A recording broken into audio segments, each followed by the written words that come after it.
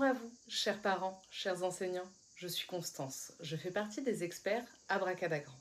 Je suis sophrologue et hypnothérapeute spécialisée dans l'accompagnement des enfants, des parents et des enseignants. Bref, toutes celles et ceux qui partagent leur quotidien avec des petits ou grands humains en pleine tempête émotionnelle. Mon objectif, c'est d'aider à apprivoiser les émotions, les reconnaître, les comprendre, pour qu'elles arrêtent de nous bloquer, de faire monter la tension ou de saboter les moments des devoirs. La sophrologie, c'est un peu comme une boîte à outils.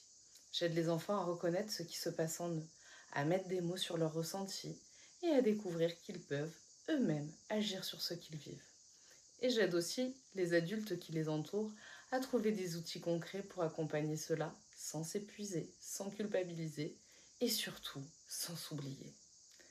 Aujourd'hui, notre étincelle du jour consiste à vous expliquer comment accompagner votre enfant à gérer au mieux la transition entre le temps scolaire et la maison.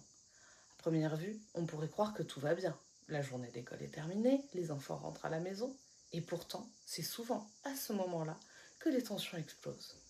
Colère, pleurs, cris, agitation soudaine, c'est ce qu'on appelle parfois la décharge émotionnelle. Mais pourquoi maintenant ? Pendant la journée d'école, les enfants sont hyper sollicités.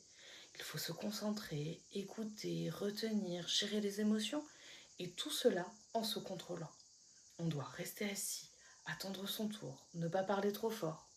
Sauf que, après tous ces efforts, une fois dans un endroit perçu comme sécurisant, votre enfant n'est plus obligé de tenir. Il relâche ce qu'il a accumulé. Il ne fait pas exprès, il décompresse. C'est pourquoi il est essentiel de les aider à passer sereinement ce cap.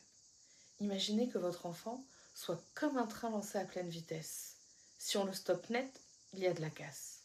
Mais si on crée un sas de transition, un moment doux, de retour au calme, répété de la même façon chaque jour, on lui offre une zone tampon pour ralentir, souffler, atterrir. Résultat, les enfants expriment moins de tension, les relations sont plus calmes et tout le monde peut passer la suite de la journée avec plus de sérénité.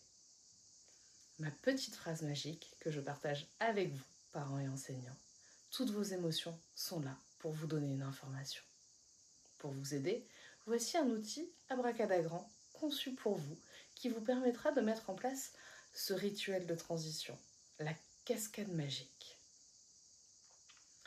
Voilà, chers parents, quelques clés pour vous accompagner dans le bien-être de votre enfant. Tous ces conseils sont là pour vous guider, mais ils ne remplacent pas un suivi professionnel. Si vous souhaitez bénéficier de l'avis d'une sophrologue et hypnothérapeute, n'hésitez pas à me contacter. Je vous dis à très bientôt. Abracadagrand, parce que vivre avec ses émotions, ça s'apprend.